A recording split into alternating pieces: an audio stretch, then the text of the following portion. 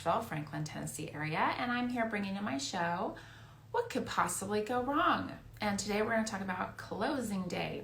So you would think that closing day is a glorious event. Everybody is skipping and happy, and that nothing could possibly go wrong, which is just not the case. Even on closing day, all kinds of things can go wrong. So today we're going to talk about, specifically about closing day, the wire transfer. I help an international nonprofit, and I have seen all kinds of things go wrong with international wires. I'm not sure what happens to the funds. Sometimes I'm thinking, and I could be wrong, maybe the Federal Reserve is making money on interest, or they just decide they want to hold it for 3, 4, 5 days.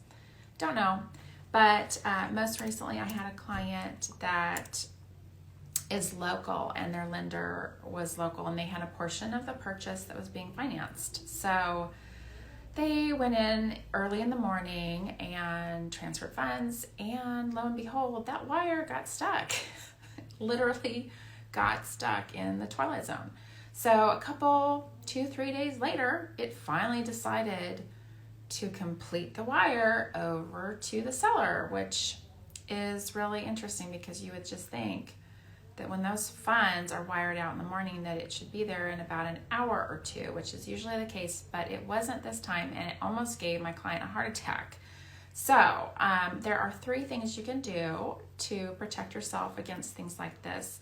Number 1, expect that something will go wrong on closing day. So that means, number 1, don't make any big purchases. If you're, actually on both sides, if you're the seller, don't plan to make any big purchases that day. Don't plan to buy stock or whatever it is that you're going to do with the funds. Don't plan that they're going to be there that day. And if you're the buyer, please don't make any big purchases, because it could actually throw you out with your lender status, just impacting your credit. So don't ever buy anything. Don't buy a boat on closing day. Number 2, don't plan your closing day on a Friday or on a day before a holiday, because if something goes wrong, guess what? You're going to have a long wait.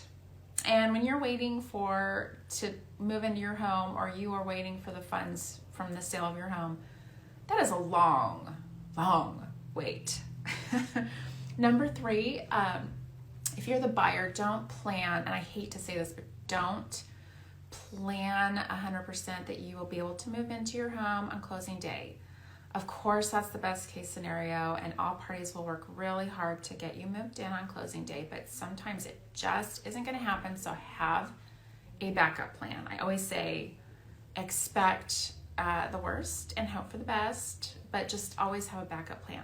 So if you want an expert real estate agent that knows how to help strategize a backup plan and how to get around these massive obstacles that can come up, then give me a call, shoot me a text, or